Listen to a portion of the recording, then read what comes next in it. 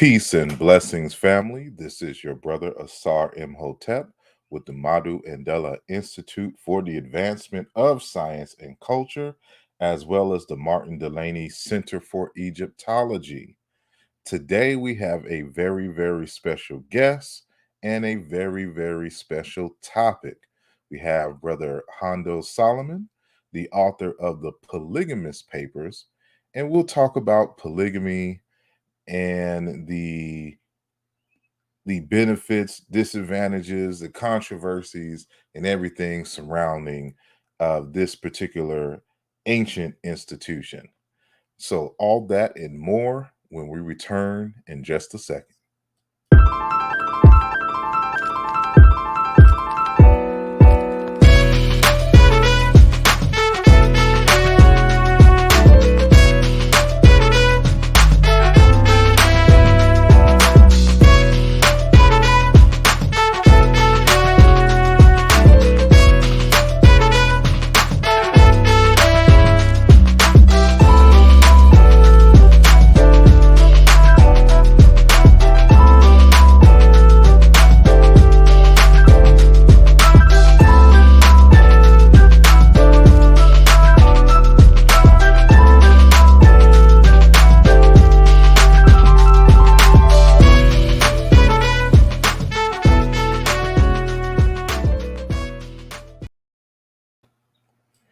And we are back.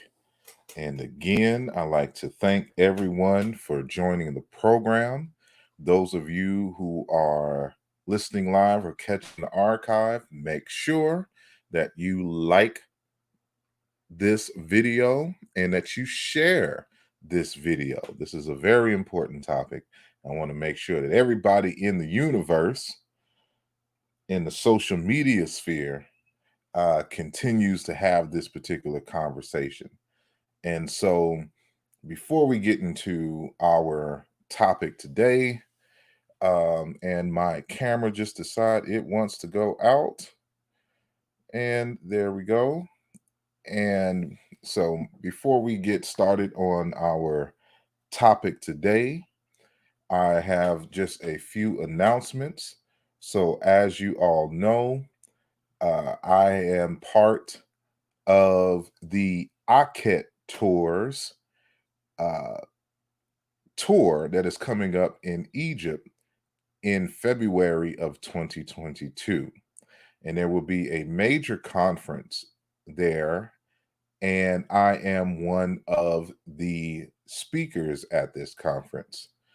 Who will also be there are the individuals who you see on the screen.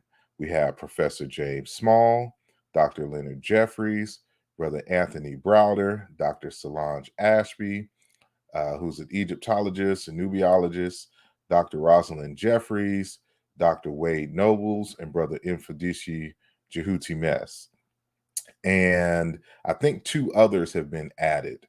And if I get the flyer in time, I will, um, update you with who else has been added to this particular program. So it's going to be a very impactful event. This is part of the Hoppy movement. And as you know, I am in the Hoppy film, Hoppy being the name of the Nile River in ancient Egyptian times.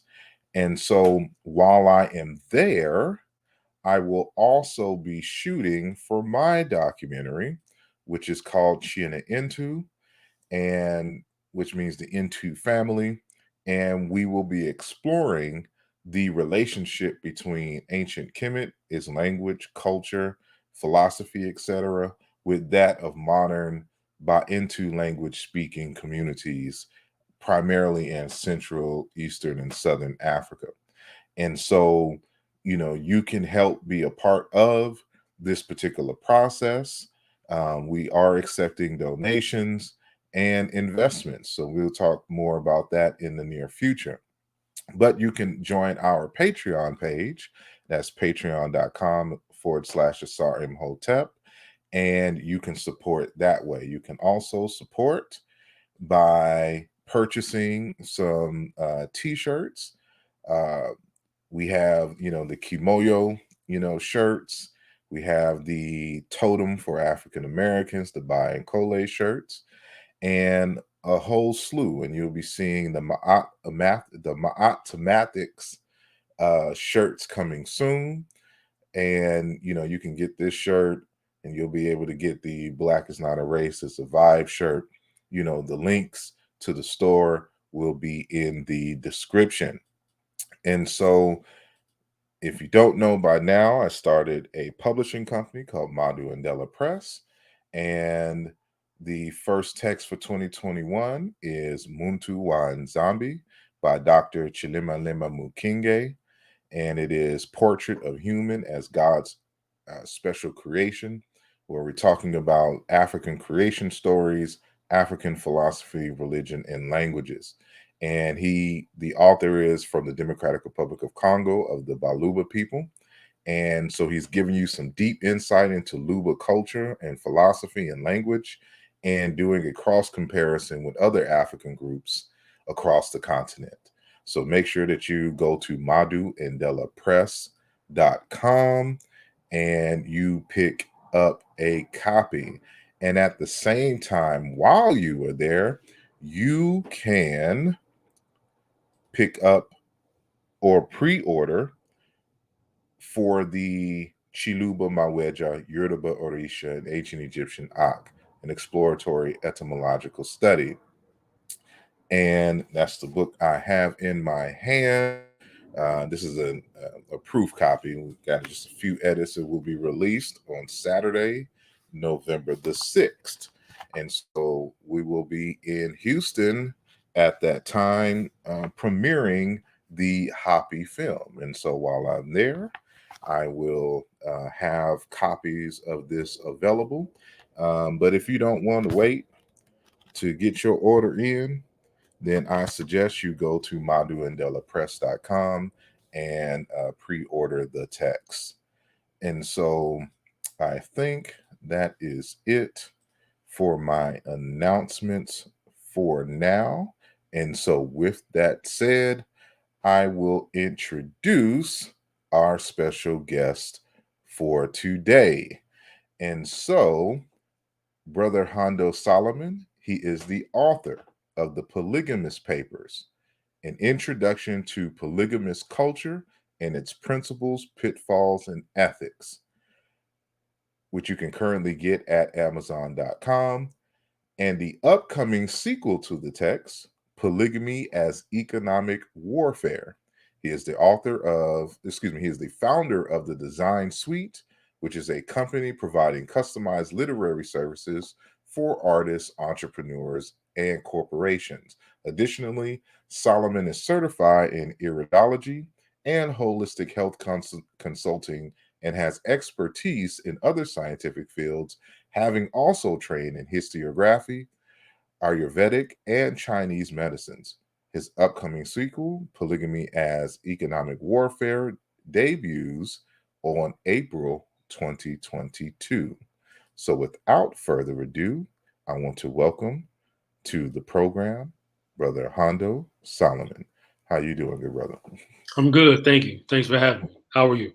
I am well. I am well. Excellent. Excellent. All righty. Well, first and foremost, just want to thank you greatly for coming on the program, and knowing you are a busy individual to share your time on our space here in the social media universe here on the Mbongi. Um, and so it is an honor to have you. And I was first acquainted with our good brother on Facebook, and I would see him in a lot of conversations about polygamy, which we'll get into in just a little bit. And I know that he was working on a text at the time, the text that we mentioned, the Polygamous Papers, and uh, just always wanted to have a real good and in-depth conversation about polygamy in a very structured and nuanced sense that wasn't emotionally driven and fact oriented, Mhm. which you find a lot in these social media streets. And so again, it is an honor. Been trying to get him on for a while, and so he is here now today. Thank the ancestors and the Most High, and of course, thank you all, for joining us today. And so, since this is your first time on the program at the Mbongi, can you just tell us a little bit of yourself, where you're from, and how did you get into the subject matter on today? What sparked your interest Oh in man, that particular lifestyle? that's a loaded question. That's a loaded question. How I got into it, but first, I was raised in Southeast Michigan, Mm, primarily in Holly, Michigan, um, Waterford, and Rochester Hills, Michigan. And it's funny, but these are three very different types of places. Holly being a mostly dirt road filled town, one high school, one middle school, three elementary schools. Waterford and Pontiac, Michigan are, a lot bigger, a little rougher, lower mhm, middle class primarily. And Rochester Hills is upper middle class, well, upper middle class, and very high net worth individuals. And I grew up on the golf courses. I was a golf caddy from age 12 to 37. mhm, Um, I had my first job at age 11. I actually worked for a family. Now that fact is going to come in and become more relevant as our discussions mm, progress. But okay. at 8 years old, I made my first money. So the first money that ever touched my hands from my own labor was entrepreneurial. I actually was selling things that I own that I no longer use. And I found out a lot about the importance of controlling your time, controlling your labor, and controlling your finances. Now, Mm, those three things will also come into play later on in our discussions. Rather than our discussion, because those three things have to be controlled by any family, whether it's monogamous or polygamous. And even when a man or woman are single, specifically a man, he has to control his time, his labor, and his income source. If you mm, don't do that, then you're going to run into a lot of problems. So as I got older, I'm caddying for all these high net worth individuals, and I started learning, and they were teaching me things. They were teaching me things that I would have to pay them thousands or even tens of thousands of dollars to learn. They taught me how to manage time. They taught me how to manage my labor. They taught me how to manage money. So I took these things later on in my mid to late 30s and into my 40s, um, and I began utilizing these things. So it took me some time to process it and get comfortable enough with the information to utilize it. So I did grow up seeing polygamy. My father and my mother were together when I was very, very young. They split up later on, but my father had a lot of women. This is something that I'm hearing directly from his youngest sister, my aunt, who was 9 years older than me. So she was like an older sister to me. And mm, my own mother told me that he had a lot of girlfriends, even while they were together. And I even have, at least one sibling that I know of from one of his other women. So I've seen this in a very westernized context. It wasn't so driven by religion, mm, which is a cultural construct. Religion is just part of one's culture, is not the culture itself. But uh, that's something I got from my father, and my mother. Even after they split, about a year after they split, she met a man who was married with 7 children. I ended up going to college with one of his daughters many years later. But they were together for most of my upbringing, mm, and he was an entrepreneur. He had 7 children. So mm, I saw he and his children all the time. I've been to his home before, and we had our own home in the city next door. So we lived about 20 minutes away from him. So all these things started coming together and were never explained to me. Nobody ever verbalized, hey, this is what it is, this is how it's operating, A, B, and C. It was never intellectualized, like sort of how mm, we do on our respective platforms. But uh, what I knew was that it always felt like it was something which was normal, and that I always grew up thinking without intellectualizing it. I said, well, a man should have multiple women. It was just so, it was so normal to me. So part of it was genetics, part of it was the environment I grew up in, my physical environment. And I never saw my mother and his wife or any other women arguing on the phone and getting in each other's face and fighting. And I just never saw that. I never saw all those dramatics. And I got along well with his children. I saw his children probably 2 to 3 days out of the week. I will see them. But what's ironic is I was raised in the apostolic Pentecostal household. So those of you who are familiar with that denomination, very, very, very strict. Grew up in holiness, as they say, and it was still normalized. Even in a lot of apostolic churches, it's still practiced. Polygamy is still actually common. So he was a prominent minister at our church, which is a very large church, had a couple thousand people. And we were well known around the nation because we were growing slowly into what's now called a mega church. And even now, what's interesting is that now has that pastor has gone on to I think he's taken on Jewish culture, so which was cool, which is very cool. And he's very much a bit more deeper into what we call consciousness and things like that. So at any rate, I still know that pastor from time to time. I see him in his particular city in Pontiac, Michigan, and overall it was a good experience. So now, fast forwarding, now I have a very positive view of it from my childhood. Like I said, I never saw a lot of these negatives that people talk about now. I know it exists in some circles, in some households, but in mine it didn't. So I was able to take what was positive and come up with a philosophy and applications to enhance it and to modernize it. And then those things which I saw which were negative or could just simply be improved, I've made steps to to improve that system. So that's about as short as I can make it, but hopefully that answers your question. All righty. Hold on. Why won't my? There we go. So you're growing up seeing this in a more informal way in your own life, and you started believing earlier that a man should have multiple wives or women. Now, in this day and age, generally, this is seen as taboo, or it's just about a man trying to get his rocks off.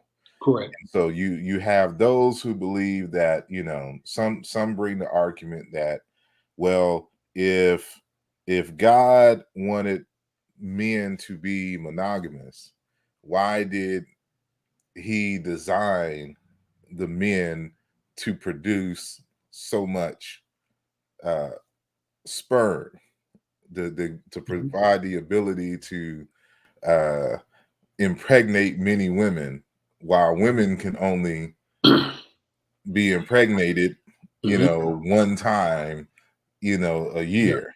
And so, and really, ideally, a woman should only become pregnant every 2 to 3 years, so that her body has a reason to, an avenue to heal. See, we can get off. We're going to get off into a whole bunch of stuff here, and that because nature provides markers, which are the reasonings, and I guess some people would say an excuse for male behavior, general male behavior, and general female behavior. But nature produces these things through the endocrine system. Okay. Your endocrine glands are what produce hormones. Hormones are what control and provide your emotional states. See, every liquid inside the body, every bodily fluid is a container for your spirituality. That's your cells, that's your plasma, that's therefore because you have cells, your blood. I mean, we could just keep going in. I'm pretty sure you studied these things because of the science coming out of the various West African systems. I get a little passionate about this subject, so I want to go in, but I'm gonna try to contain. Well, before we even get there because we're kind of jumping the gun. Yeah. So we're talking about polygamy Mhm. today. And so what is that and what are the different types of polygamy? Okay, so polygamy is a term which literally means many loves. Okay. Mhm, However, in general parlance, we're usually talking about one man mating with, in some way, shape, or form, on some level or another, mating with multiple women. When you get down to the specific term, um, polygyny, which is Polyggyny, that refers to a man with multiple women. Okay, so a lot of people are arguing about, well, it's not, that's not polygamy, it's polygyny. Well, it's almost like saying, brother Asar, if you're a soldier, you may be in the special forces. Okay, you yeah, may be in SEAL Team 6, but if I call you a soldier, that's still accurate. I mhm, don't have to be specific and say you're in SEAL Team 6. You're still a yeah, soldier.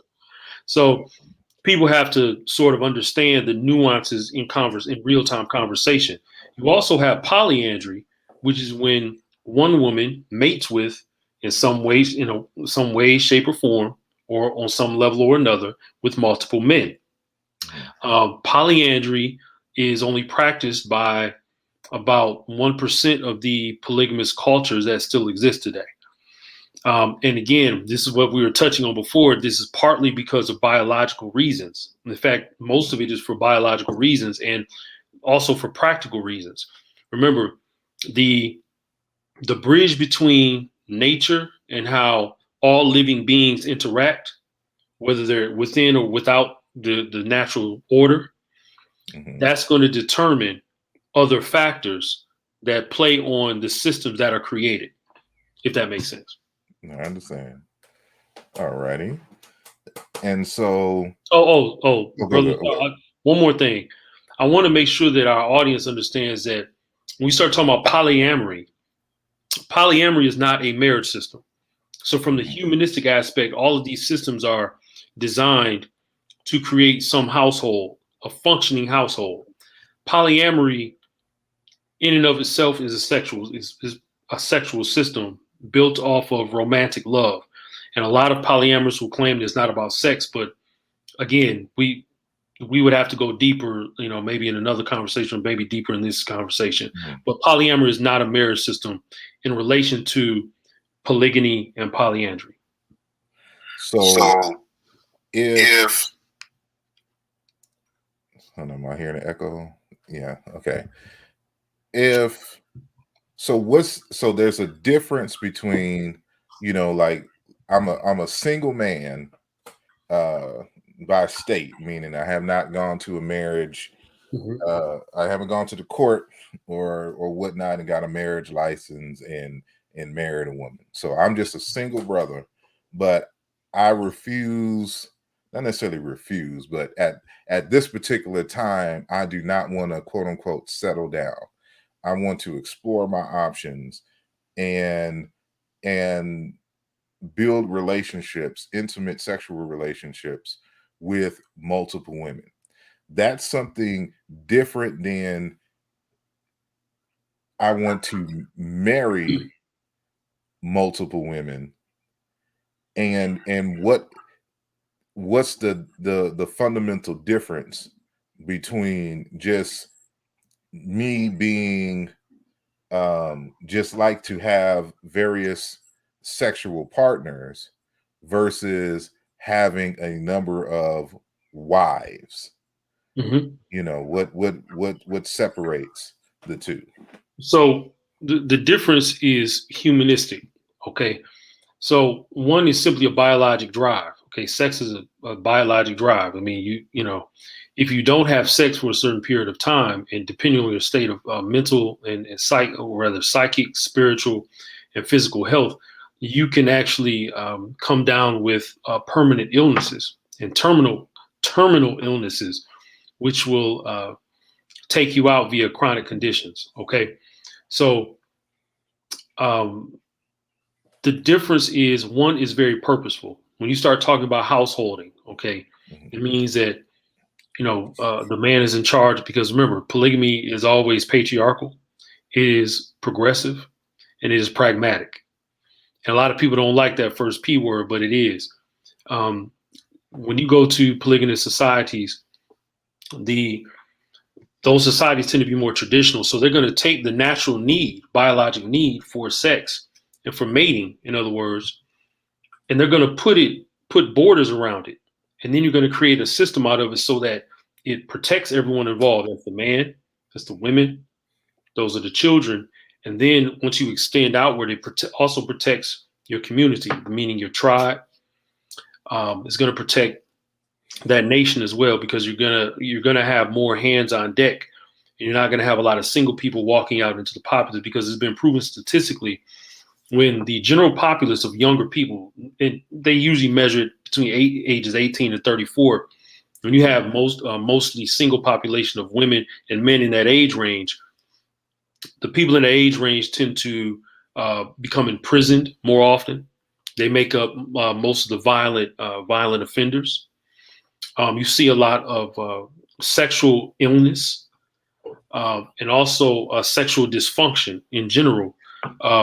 Once you don't have everyone being mated, okay, or at least most, okay, of course, someone comes of age, it's time for them to prepare for the next stage of life. So, what you have now, specifically in industrialized nations, you have men and women, they're like, it's almost like we're two battleships with guns at the ready, pointing at each other in the night and just passing each other. We see each other, but we're ready to bombard the other with ordnance. Mm-hmm. So that's not the way it's supposed to be. That's outside the natural order.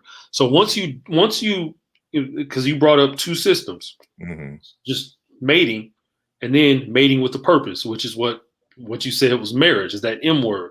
So we're talking about having wives, consorts, concubines. You have a husband, or who's also known as a master. Okay. And let me point out to those of you who are familiar, the BDSM community. Okay. You're talking about this what we call bondage, discipline, and sadomasochism. Most people think about whips and chains and leather and all that, but that's Mm-hmm. not, most of the BDSM community does not. That's not what they do. It's actually everything that they teach within the BDSM community came out of polygamous systems. So that's just a sidebar, but it is something. Mm-hmm. It's something to note. So that's where the term master comes from, and mastery and mistress, because technically the mistress is the lady master of the house, which means she is the head lady of the house. It doesn't mean the woman that is a single woman who is now mating with a married man. It's not that simple. The mistress is actually the supposed to be the wife, the lead wife of the house, and then you have consorts and concubines. Mm-hmm. Indeed. So what would you say to those who, well, I got a two part question. So what would you say to those who believe that, polygamy uh is primarily just about men just wanting to get their rocks off, and Yep. this that is just part of the quote unquote negative patriarchy, because Mhm. patriarchy is a bad word Mhm. nowadays. So is masculinity, it seems. Mhm. um so that's what it's really about, and that we should only be with one man and one woman. But then when we look at the numbers of the ratio of women to men, how do you expect, let's just assume that lesbianism and gayism, if I can make up that word, is not, Homosexuality. yeah, homosexuality is not a thing. It's Mhm. just everyone straight, Mhm. and and we're talking people of age, of maritable age. 18 and up And is so yeah, viable in every country and yeah, among every so culture. We can just say 18 and up. Yep. 18 and up. Hmm. So if statistically there are way more women than there are males in the population, Hmm. how do you expect every woman to be with one man. Correct. So let's deal with the first thing. Okay. So the polygamy is only about sex argument. First of all, it has truth to it depending on the man and the women involved, because whenever you mate, that's a contract.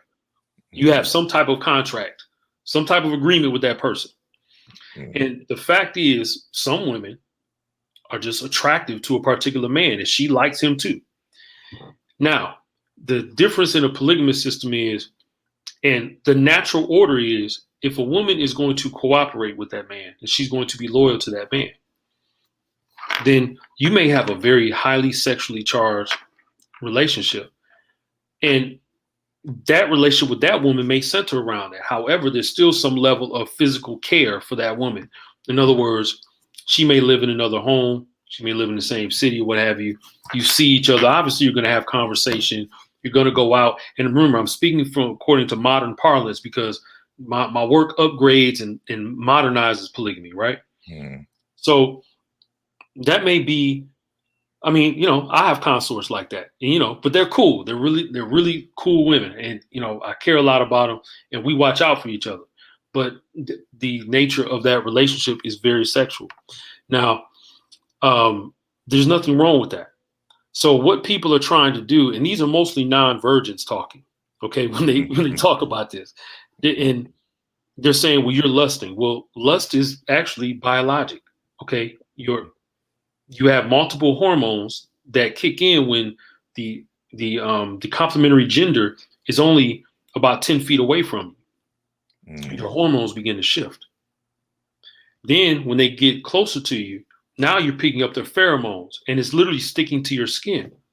Now, little known facts, we're going to go into the sexual issue, right? A lot of women like men with beards because when they rub our beards, they rub our body hair. Pheromones actually are released into the air and they stick to the woman's skin, and it causes her to be more attracted to that man. It's a fact. So there's nothing wrong with sex. So these are the same people who try to come into marriages or relationships with children, okay? And they've had sex before. So they wanted to have sex at some point.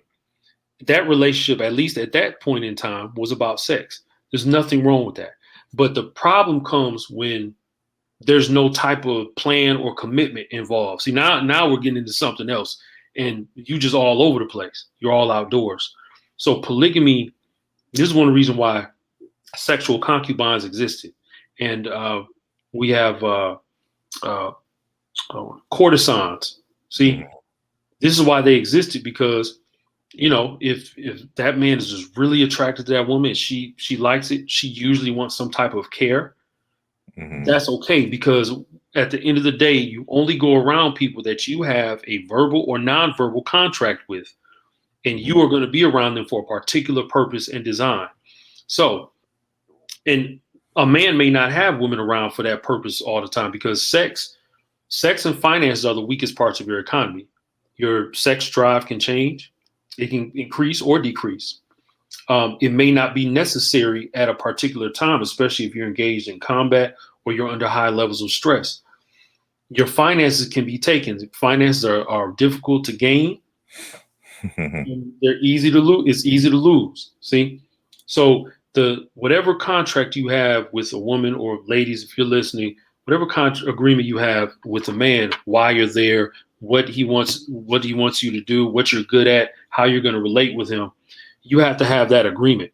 So we can't single out sex and try to make it something which is negative, when most of us having this conversation have had sex before, and many of us have children. So polygamy gives you that border, and then reaches within the souls of everyone involved, and it creates a system. Now, again, I'm going to point out, polygamous societies tend to be more conservative across the board. They're more religious. They're they're morally conservative, and they're also more fiscally conservative. You see a higher level of wealth, and when I say wealth, I'm talking about basic needs are met. Food, clothing, and shelter are met. Most polygamous men are either high income earners and or businessmen. Most of them are entrepreneurs. And I can vouch for that because I have 4 businesses. And all of my friends are either artists, they work for themselves, or they're authors, or they have terrestrial businesses, not only here, but in other countries. And most of my friends have multiple women. So this is something that I've seen for the last 40 years, every year of my life, Hmm. and talked with thousands of people here and in other countries. See? So I Hmm. try to be as comprehensive as possible, brother. I didn't mean to, No, it's all good. That's exactly trying that's exactly why we have you here, to, so we can dispel some of the myths and to bring some much needed context to the subject. So now, what would you say to those who would say, okay, well, polygamy was something that was, you know, practiced in ancient times, but these are modern times, Mhm. and we should let that practice go because it's 2021. Okay. You know. So when we're dealing with, and I tell people this who tell me Mhm, that, I say, okay, so you just gave me some subjective commentary, but when you're dealing with building civilization, you have to talk about what is objective. mhm, So you think that, for example, I've challenged people and they usually get upset. I say the year doesn't matter. So mhm, when the year 2020 became 2021, did something change within humanity's DNA? No. Did the mhm, needs of humanity change? No. mhm, Did the basic attraction that people feel for one another, has that changed? Like once once December 31st turned over into January 1st on the Roman calendars, did it change? The answer is no. I mhm, then asked them, have has the context of economic warfare changed since humanity's dawn, mhm, therefore causing sometimes a need for polygamy, in other cases a desire for polygamy? And they can't answer that question. They don't want to, because the fact is these things have not changed. mhm, So saying that we should do away with something does not supersede biologic drive, because a man, and you brought this up, I believe brought this up at the very beginning of the show, men are designed to be able to have sex with multiple women and to be able to handle that mentally. Okay. That's why when I hear a man say, man, I don't know, I can barely deal with the one I got. That means she controls you. mhm, She's running your household. I've never been able to personally never been able to deal with one woman because I end up burning her out. I have a high energy level, high intellect, always have ideas that I want to implement, and they're tired because they mhm, have stuff to do too.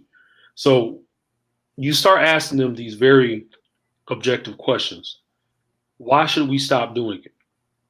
Oh, well, societies don't do that anymore. So what I do now, I've actually proven, I'm going to have this in the first installment of Polygamy is Economic Warfare next spring. mhm, All of your alphabet agencies have lied to you and me and everybody else about population data. In other words, the demographics don't fit what I call the average, the 1-to-1 ratio. mhm, So men take more risks than women in daily life. We generally die sooner. We take more risk in warfare. Therefore, millions of us die in wars. You clock any 10-year period in history, millions of men die in combat. Melee, just basic on the street, mob, fighting in a mob. You mhm, know, men sometimes get in interpersonal conflict with usually with other men, and we die more often in those altercations. That being the case, how is it that there remains a 1-to-1 ratio of women to men? It doesn't even make sense. mhm, Women aren't dying like that in combat. Women live longer than we do. Women mature faster than we do, which is one explanation for hypergamy, which is an older, more experienced, wiser, smarter, more established, economically established man marrying a younger woman. This has been the norm in societies for eons. mhm, Okay. So that's why a woman's prime is between about her mid-teens and her early, really 20 or 21 years old. That's actually her physical prime. We're just talking about her physical prime. Mm-hmm. So again, what I teach, modernizing polygamy, is that for the sake of civics, being civil, we should always, put 18 as a demarcation. Now, of course, there's cultures that, and you, of course, with your current practices and you being very familiar with West African culture, sometimes they marry someone who's 15, 16. Many of our grandparents and great grandparents here in the United States married at 15. My great grandmother married my great grandfather when he was 21, and she was 15. Mm-hmm. It was common, and nobody said anything. So, of course, in the next book, I'm going to go into why these governments have stopped that. And one reason was not to protect children, so-called, because nature says you're an adult when you reach a certain level for men and women. For women, it's their cycle. They're technically biologically a woman after they have their cycle. But again, for the sake of civility, we should put 18 as the age of consent in marriage and then go up from there. But nevertheless, when people are bringing up that question, they forget that, one, everywhere you go, there's more women walking around. There's always more women. I was on a golf course one day. I'm going to give an example, and I'll try to give examples that I've seen and heard. So I'm on a golf course. I used to talk with these multimillionaires and billionaires every day for 25 years. And they were like, wow, we never heard polygamy talked about like that. So they will see things in their corporations. So one guy told me, I asked him a question. I know this guy travels all over the place. I said, a man of your economic caliber, when you travel to other countries and you're in different business circles, you're going to this corporation and have meetings, that corporation have meetings. Do you see more women in your sphere of influence, or do you see more men? They said, they said there's more women. He said there's no way there's 1-to-1 ratio. He said, I've been to dozens of countries. There's no way there's a 1-to-1 ratio of men to women. There's no way. Even in the United States, almost 55% of the workforce is women. I believe close to 70% of the collegiate and university populations are women. So are you telling me that if I'm going to college and I'm, say, in graduate school, I'm 25, and I meet a 20-year-old woman, especially if you're fit, you're making a little bit of money, or you have a business, you're charismatic, good looking, are you telling me that a man is going to only attract one woman and be able to retain only one woman? Probably not, because women are attracted to a man who's in his bubble of hypergamy. In other words, she sees, okay, he's about to get his MBA in finance. Okay, well, I got my business degree coming up in a couple of years. This man is going places. See, men don't care where women are going. We just want them to be available. Women always care where you're going. Yeah. So they're naturally going to converge based on the fact that they know, and I don't care how modernized women become, women know that us men are always vying for to be at the top of the food chain. And when they start seeing, oh, he's the CEO. Oh, he's the best basketball player on the team. Oh, he's the star quarterback. Oh, he's making more money than all these other guys in my area. Even though I'm living in an upper middle class area, this guy's like a billionaire. They naturally, their hormones start to shift. You cannot help where your hormones go. See, so these are just we just only address the tip of the iceberg, but these are just some of the things, some of the reasons that it's never going to stop. Because even if we say it should be stopped, you're always going to have women who purposely go after an already established man who's got a girlfriend or who's got a wife. Exactly. Most men don't want to purposely go after married women. Most men don't do that. It's like, nah. Yeah. But there's plenty of single women who are like, you know what? asarimhotep, that brother just got his second PhD. He just wrote his 12th book. That brother lives in Buckhead in Atlanta. I see that mansion. He's got his Porsche. See, so women are always clocking men. Like it's Yeah. like drug dealers. Drug dealers always clock in the neighborhood so they can know who to victimize, right? Women do the same thing, but this is natural. This is why that certain movements like the MGTOW, men going their own way movement, certain facets of those movements are dangerous because they don't consider that no matter what, women want something in return for giving you their body. That's just a fact. You want them around for the next 50 years? Okay, well, they need some security. They need to know you're not 35 and 40 and broke. They want to know you got something.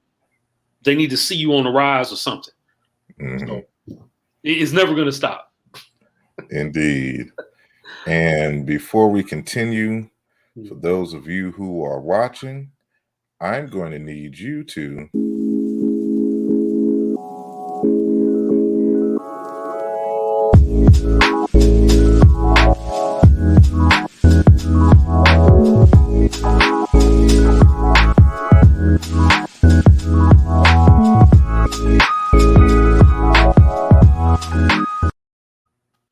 that's right, hit the like button.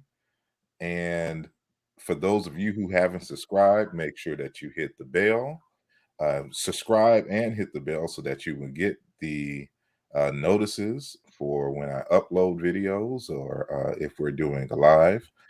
And so, help us get to 100,000 subscribers so we can be very disrespectful in these YouTube internet streets by bringing you this, uh, bringing to the public, to continue to bring to the public this viable and dynamic information.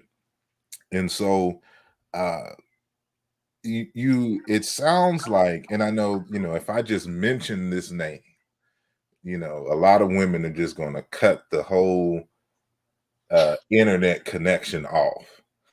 But a lot of what you're stating is some of the things that has been, re-amplified into the public sphere within the last year as a result of a Mr. Kevin Samuels. Yes. And, when he's trying to inform public about this and in the stuff that you're saying that you were seeing Mhm. and having conversations with in terms of these millionaires and billionaires, he Mhm. was saying the same thing, Mhm. dealing with existing in corporate America and saying that this is the norm. But Even outside of finances, though, okay, like I said, sometimes you're just the best at what you do. yeah, And you may make $40,000, which you're never going to starve on $40,000, but yeah, you may have a man who's making 40 million.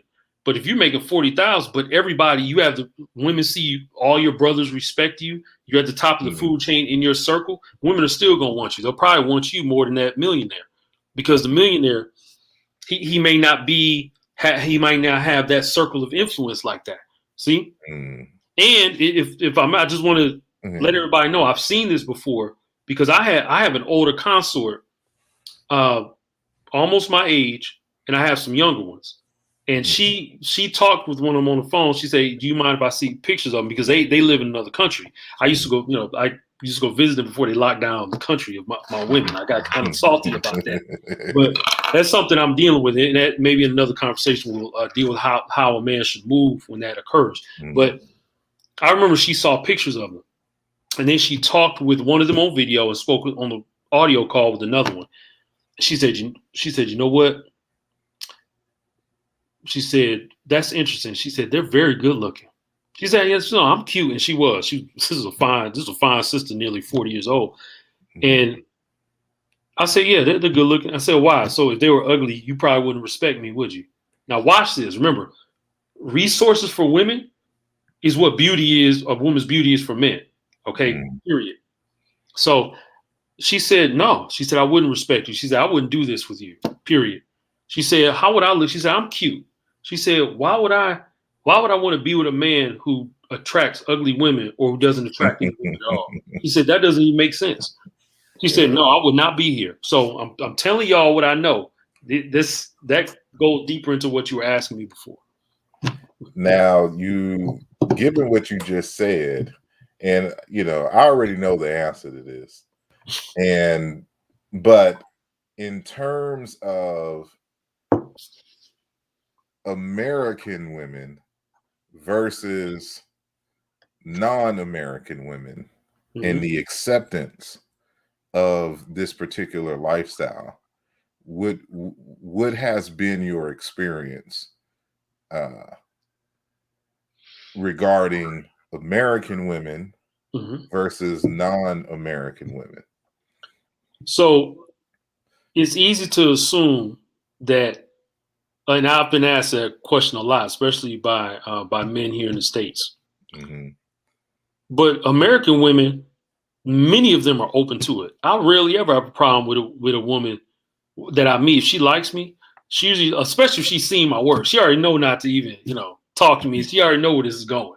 So I don't do a whole lot of, go through a whole bunch of, tricks and games with women trying to convince them. I don't, because I'm like, I am my father's son. Hmm. My father had multiple women, children. Same thing, same thing here with, at least as far as having, the consulates are concerned. So American women, many American women from different ethnicities are open to it. I've talked to them personally, and I've had women straight up tell me. One woman who was she was half Puerto Rican, half Trini. She Hmm. said, "Why would I want to be with a man who has not proven himself by having another woman? If I find him and he's single," she said, "at my age, I'm gonna be like, why don't you got a woman?" She said this to me straight up. Hmm. She said, "I want to know that a man can attract and retain other women." She said she would go out with him sometime. They'll go dancing because they're both Caribbean. She would go dancing with them. They would go dancing together. And she would see other women and try to get him to pull these other women. She was like, "You, what about that one? That's your type right there." Hmm. And sometimes, most of the time, he was just laugh because even though he agrees with polygamy, he didn't just go out and get women just to have women, but he usually had multiple women. And she was like, "That's the way it should be." She was like, "I'm from the islands. That's what men do." And by the way, there are more Jamaicans outside of Jamaica than there are in Jamaica. And Jamaican men who have children, at least half of them have children by different women. And every country you go to, Jamaican men are spreading the seed. And I'm not speaking against that, by the way. Hmm. So American women, North American women, I know you're speaking of Hmm. women in the US, many of them are on board with that. And I've spoken to women from different religious systems, different ethnicities, different cities and states. And the one thing they said was, and this is just the root of it all, if men were honest about that, I would probably do it. Hmm. They straight up told to my face, like, I'll probably do it. Especially if my man treats me right, he knows I handle his business. Well, he's gonna do it anyway. Now someone will go into that like and devolve into that, say he's gonna do it anyway. Now I don't come from that perspective that we should have multiple women and engage in polygamy because we're gonna do it anyway. Because Hmm. it should always be done honest with honesty and being forthright, because or else it's not polygamy. It's actually not polygamy. Not from a humanistic perspective, it's only biologic. But I've never had a real problem with as a matter of fact, I lived in Atlanta in 2008 through about 2013, and I had two harems between that period of time. And those women knew about each other, and they had no problem. They're like, okay, you told me the day we met. Okay, as long as you told me, you were truthful about it, so I don't have any. And I've also had women tell me, and this is a tip for the men: you need to be a person who knows how to manage your time and your other resources. I've Hmm. had women tell me, I feel like I'm your only woman because you always come to see me. Like we're always on the phone. But I also know you got your other women. But see, that's why I work for myself.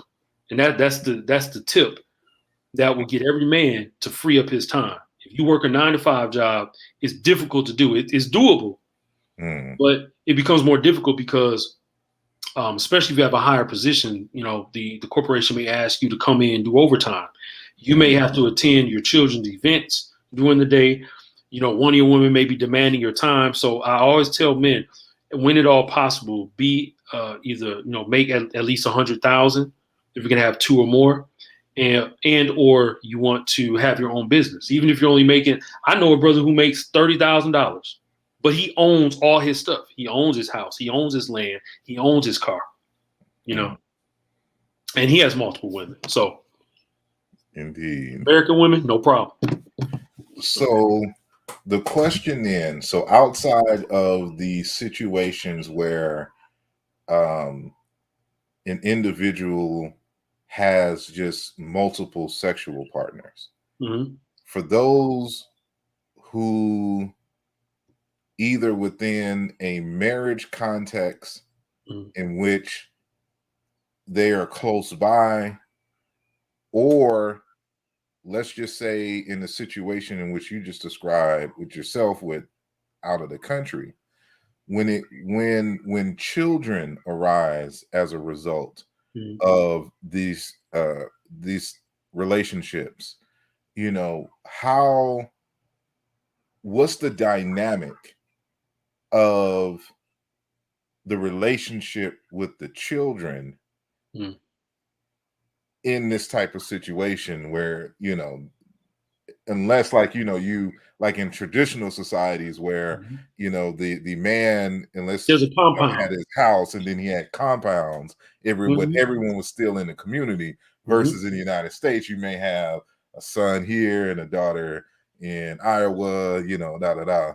Mm-hmm. Everyone's cool in those situations, but Mm-hmm. does that kind of put a strain on your time and resources, having them Mm-hmm. separate, Mm-hmm. in these different spaces versus together? And I guess this will lead to going into your second book, because I want to get into the whole economic space Mm-hmm. piece of this. But go ahead. Sure. And then we actually touched on this earlier in our Mhm. discussion. So, and now I'm going to give an example about actually what occurred when all these lockdowns, happened with the whole, COVID-19 situation. Um, so yes, the short answer is yes. It can definitely, it always is going to put us, the further out everyone is on this vector, you got one in Iowa, you got one in Michigan, you got two in Georgia, three in Florida, you know, is it puts a strain on your time, your efforts, and your finances. Hmm. And it's good that we have video calls, okay? But humans are designed to interact in space, in close proximity. And the goal, especially now, with everything going on now, the goal, what is ideal is that there's land involved. Because I have land, and I Hmm. was trying to get the same consorts that I have that are overseas. I was trying to get them here, and I was going to build, domiciles on my property. And there's no problem doing it, but once everything got locked down, it was different. I'm going to get into that in a minute. Hmm. But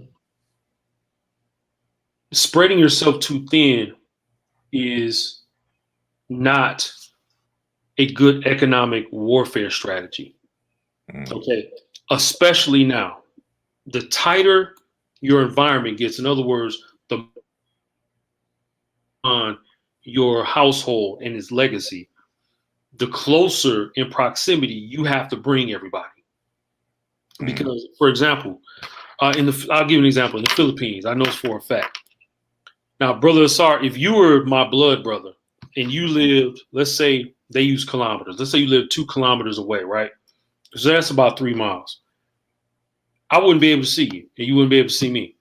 We can't shake hands anymore. We can't break bread anymore as brothers, as family members, because each what's called a barangay captain, you would go into the next barangay, and you would have military checkpoints and police officers with guns at the ready, and you could be imprisoned if you cross those lines. You try to sneak past the checkpoints, things like that. Now, people do it because this is Philippines. It's a very primal place. You can sneak through the jungle. You can get around the checkpoints, but it something like that can readily happen, even in the United States. So similar things are happening in certain places, and they've eased up a little bit for the most part. But um, a man should have this stuff in mind. You should already have your plan in mind. How long is it going to take me to get, say, 4 acres of land, and I have 2 wives, or I have 2 girlfriends, whatever people want to call them, whatever the titles are going to be, your consorts, your concubines, your women, your ladies. Where am I going to place them on this land? One of them, she likes to be lavish. The other one likes to be very earthy. She likes adobe brick homes or straw bale. You have to consider all of the needs and the desires of everyone in the family. If you have 5 children between those 2 women, it's good to be in close proximity. If you live in a regular neighborhood, buy the house next door. If you live in an apartment complex, get both of them in their own apartment. See, it's so malleable because of the times we live in. The technology is there. We have a lot of living options. You have space to play with, and to mold this thing like Play-Doh. Everybody remembers Play-Doh. Okay, it's like clay. I should say clay. It's more natural substance. I know what happened in my situation was I had the time, I had the money, and was about to buy my ticket to go overseas and visit my consorts, and they locked down their country. And I already knew the city I was going to open my businesses in, because we were all talking about this. One of them, she was doing all the research that I needed for the paperwork. I knew exactly what I had to do. I was going to drop in. I would have had my businesses open in about 60 days. Then right across the water on another island, I was going to open up 2 more businesses. Like, all this stuff was going to be done within 2 months' time. Each one of them was going to work each in the business, and then we were going to hire staff. So I already knew the uniforms we were going to have for the staff. I mean, I was going to do it big. I was going to get us in the newspapers. That way, because people go to these cities all the time, even tourists come into these cities with their money. So we were literally about to become millionaires within 2 to 3 years. See, barbershops, salons, and general stores was what we were gonna open, and I was gonna get in a place across the water, and a place back where I wanted to live near my domicile. So everybody was ready, and they locked down the country. So literally, I had a backup plan. I immediately had to reorient my entire economy for here and try to get them here. See, so, but we can also build another country. Again, see, this is stretching the finances. It's stretching the time, which is the most important asset that every man and woman has. And it's stretching our efforts. It's causing mental strain and emotional strain. But these are things that I prepared for many years ago because I saw it growing up. So I was ready. It was literally like almost I went into autopilot. And this is why I keep telling men, stop winging it. Stop telling women you don't know. If a woman comes to you and says, well, what are we going to do? Don't ever tell a woman you don't know, because she's going to lose respect for you. Say, let me think about it. I'll get back with you tomorrow morning. That's what you tell a woman if you don't know. And she knows that you've already considered options. See, that puts her in a more relaxed state, and she's going to hold respect for you. Okay. Or else, if you tell her she don't know, she's going to want to spit in your face. She may not do it, but she's going to want to spit in your face. So I'm just giving everybody a very extreme example that actually happened to me within the last 2 years. And, but we're reorienting our structure around that. See, so everything's still running smooth, and both of them are still working there. I actually still have them working their jobs there, because I was going to take them out of their jobs, because I don't like my women working for other people. But yeah. If you are just joining us, we're here with Brother Hondo Solomon, who is the author of the Polygamous Papers, an introduction to polygamous culture and its principles, pitfalls, and ethics. So I'm going to ask one more question regarding just general polygamy, and then I want to get on what you will be discussing in the second book in terms of the economic warfare. So given that, once emotions are involved in any human relationship, especially that which is intimate, there is always the potential for jealousy. And so this is something that I know just in conversations with a lot of women, is that it's that fear and expectation of being jealous, of having to quote unquote share another man. So how does one uh, and I'm keeping it open, so even if it's just a woman with multiple men, how does one manage and ensure that that is something that doesn't net well, I can't say that it won't necessarily creep up, but if it does, it is managed and dealt with um very responsibly. How do we deal with those natural human emotions um in terms of sharing, quote unquote, our mates? Okay, so everything we've been discussing builds upon the next thing. So that's why I always point back to something we've already mentioned. Uh-huh. So I mentioned about the family as a unit controlling its time, controlling its labor. Therefore, you control your finance. Whenever you control your time and your labor, you're always going to make money, period. So having those things, those three things in place, those are foundational. And you string those together, you bind it like a cord, okay, with a plan Hmm. and execution of that plan. That actually helps to waylay jealous feelings in women. It goes a long way in doing so. And I'm speaking from experience. I've never had women fighting over me before, ever. They've never called each other and cussed each other out, or came to me and said, "Well, I'm jealous," so and then giving me a hard time about another woman. I don't know what that's like. I only hear about it, but I've never had it done because I spend so much time with each woman. That's another thing. Men have to get away from feeling like you got to be with all your women at the same time all the time. Get away from that. If you look at the wealthiest men in the world, especially my Arab brothers, shouts out to my Arab brothers, who they do it big. Okay, they usually spend time with one of their women at a time, especially when they're traveling on business to another country. They have a consort there. Nigerian brothers do it all the time too. A lot of times they'll come to the United States. They got a girlfriend here. They got one or two or even three wives in Nigeria. Seen that a lot. So the emotional aspect is important. And that's why you have to be a man, even if you're a serious man like myself. You have to be somewhat affectionate. You have to touch your women sometimes. You have to spend time with them. You know what I'm saying? The sex is important. You have to make sure that you pleasure your women sexually.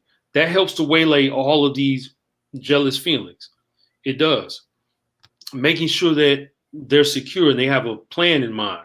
And, you know, for example, one of my women, she asked me to send her some money because now normally she doesn't need me to do that because we already have money flowing over there.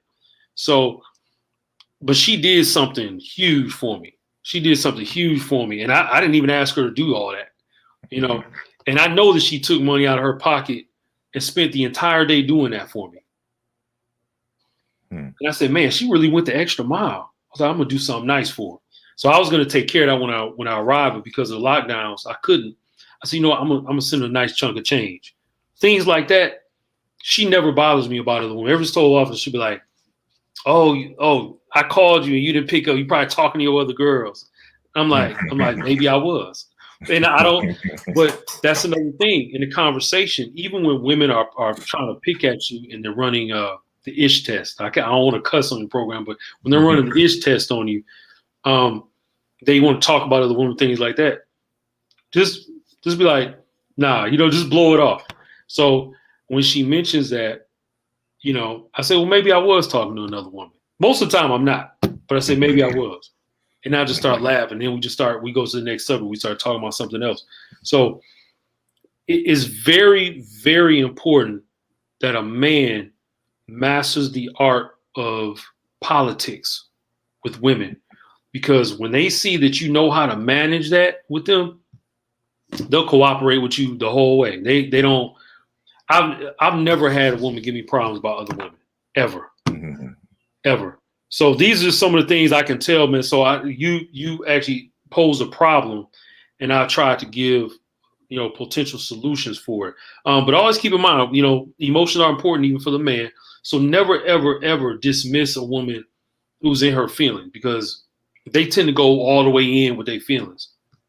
You know, you here for her. She got security, things like that. One thing that can happen though, I'm so glad you asked that question. When you get a new woman, a lot of times she kicks the door in like gangbusters, and she's doing everything right because she want to make her mark. This happens often. Those of you who have multiple women, you know this. She comes in, she cooking, cleaning, she's breaking you off sexually, she's making money for you, she's going to handle all this and that. She's bringing you money from even her career or her business, because she knows you're going to flip that money and make, say, 5,000, make it into 30,000, right? Mm-hmm. So she does this. A lot of times, your other women or women, especially if the women you already have are older, that it happens a lot where they'll get jealous if she's younger. So that becomes a whole field of ice that you're walking on, and you have to manage that. You have to be very gingerly, I should say, with how you approach that. You never want to get mad at your women because they feel that way, because it it may happen. It may just happen. Now, one more thing. I remember many years. This is over 10 years ago. I had a woman she was a lot older than me. Beautiful, beautiful sister. And I remember she said something to me one time. She said, "Look, I don't have any reason ever to be jealous of some other chick." This is what she said, quote verbatim. She said, "I'm so good at what I do." She said, "I don't care what they do for you. I couldn't care any less." She said, "I'll probably ask, do they need some help? Because because I already know how to cook, clean." She said, "I make you multi-course meals. I keep my body together. I got locks down in my butt. I speak 4 languages. I make 150,000 a year." She said, "I don't care about them. What can they do better than me?" And this is a private conversation. Mm-hmm. And I thought that was, again, this is the second example I've given where women who are my age or older have said something about that, but they never gave me a hard time about it. It was always sort of a running gag between us. And that's another thing, men. Don't ever go to your other women talking about personal things that you talk about with your other women. Don't ever do that. You're breaking protocol. And if they get mad or jealous, well, that's your fault. On that end, is your fault. But there you Indeed. Alrighty. So we'll be wrapping up soon, but I want to get into the upcoming text. go. Mhm. Can you tell us a little bit about that, and kind of summarize the nature and the importance and the need for that particular text? So my views and even my application of polygamy tend to be a bit controversial in modern times, because I've taken what people think they know, and I've taken outside the realm of how you feel and what your mama said and what you and your girlfriends talking about, what you and the fellas at the barbershop are talking about, and all of that. I take it out of those realms because you get lost in the weeds. I say, okay, this is what polygamy's original purpose is, and even was in ancient times. And this is how we can utilize it. And I paint the picture. In the next book, I'm painting the picture of what it looks like in daily life. Okay. What happens when these little situations come up? What do you say when your woman says, "Oh, you talking to the other woman?" I deal with the biological aspects of polygamy. I outline also the 10 aspects of economics, which are law. You're talking about law, see, law, sexuality. You're dealing with commerce, which is broken is what you create from home or from your intellectual capital. Finance is the result of that industry, and now you're engaging in commerce with those two things. So you got four. You have spirituality. Okay, that's how the family bonds with each other. You have religion. You have sex. You have medicine. Then you have combat. Okay, so every family member should be trained in combat. A lot of people miss that. You have to understand the law. How is the law going to impact you and your family? Sex, for obvious reasons, sex is important. Um, you also have to have protections in each one of those economic aspects. So these are things I go into the book. This is all what I call the governmental aspect of family life. And I also have in the last chapter, I have contingency plans, just like I outlined out what happened to me, which is a very negative experience. I like being able to just buy a ticket and go see my family, but can't do that right now, right? So what do? I bring up about a dozen scenarios that are very, very bad that no one will like. And I talk about how we can better deal with them. And I take people in this book from their comfort zone and what they've been discussing to the uncomfortable spaces that most people don't want to talk about. For example, women with children. Most people will say, well, this is all about the women and the children. Not really. No, it isn't. That's part of it. Yes, you protect the children. Yes, you protect women. But the man is at the helm, so you have to watch out for his welfare too, because there's only one man. So you got to make sure he's protected as well. I also teach that you should not take on all single mothers just because they're single moms and they say there's something bad about the man, unless she's a widow. And even then, you have to vet the women. I talk about vetting procedures. Okay, I talk about having a living will and a testament. I talk about estate planning in the next book. All these things are there.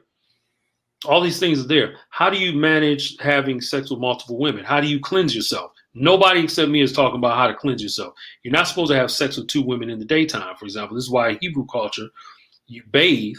You have to bathe in running water, and you're considered, unclean. In other words, you're not supposed to be having sex with two or more people in the same day, because you can actually spread disease like that. You will actually get an STD when you don't cleanse yourself.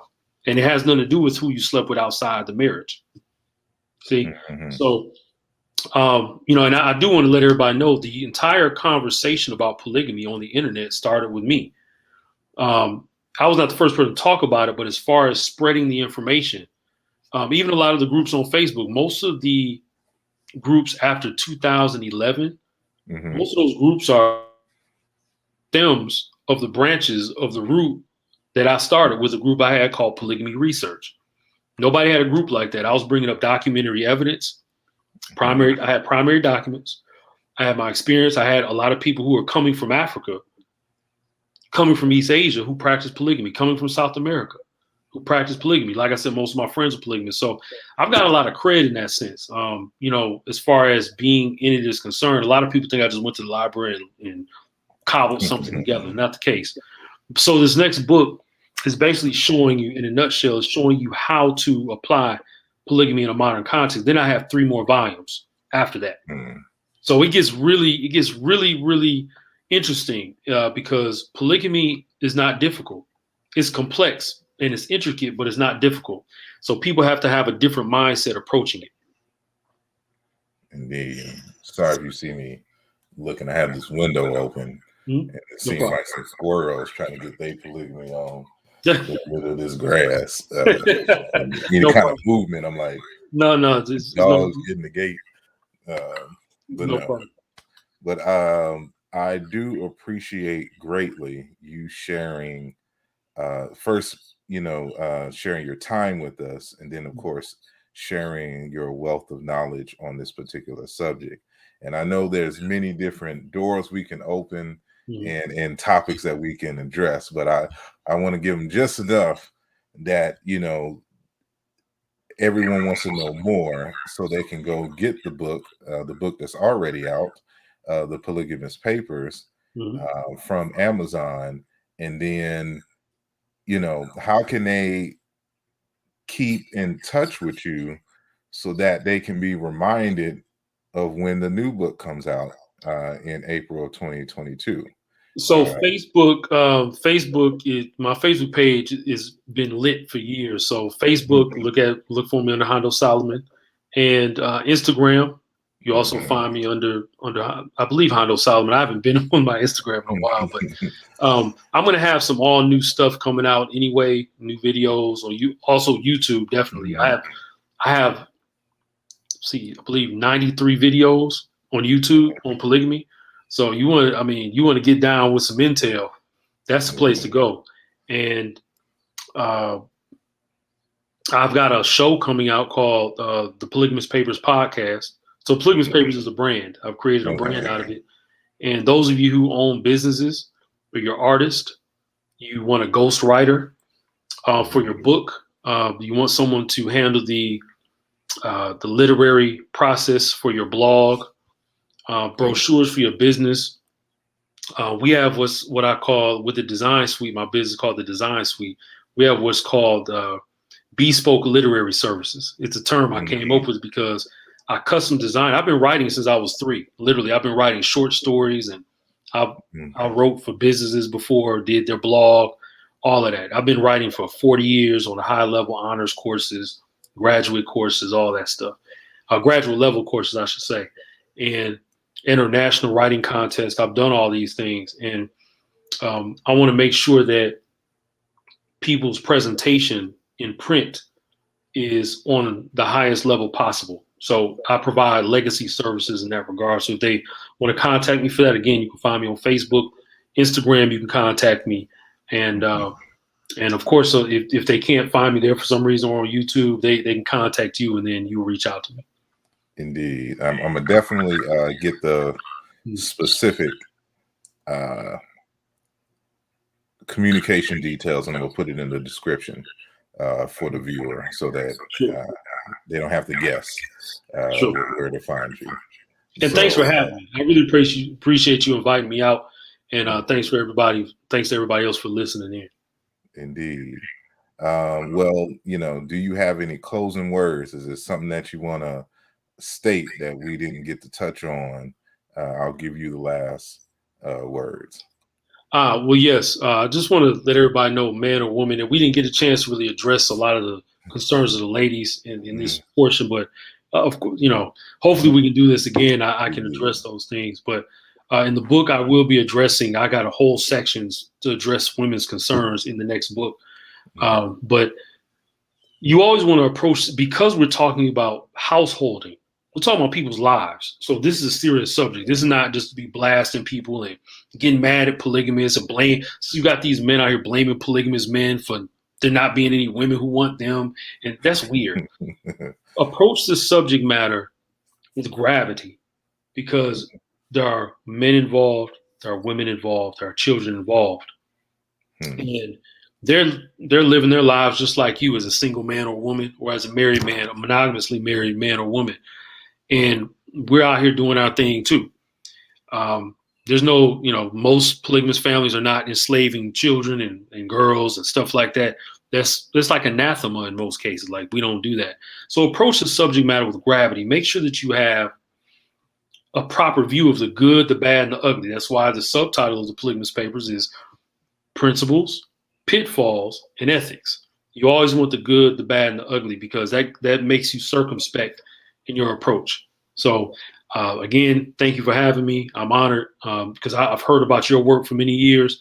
And once I settle in on my new property, I'm actually going to buy all of your books, because I've seen some of the stuff you talk about, and it's pretty deep. So thanks again. I appreciate it. And again, thank you for coming on, and thank you all for listening.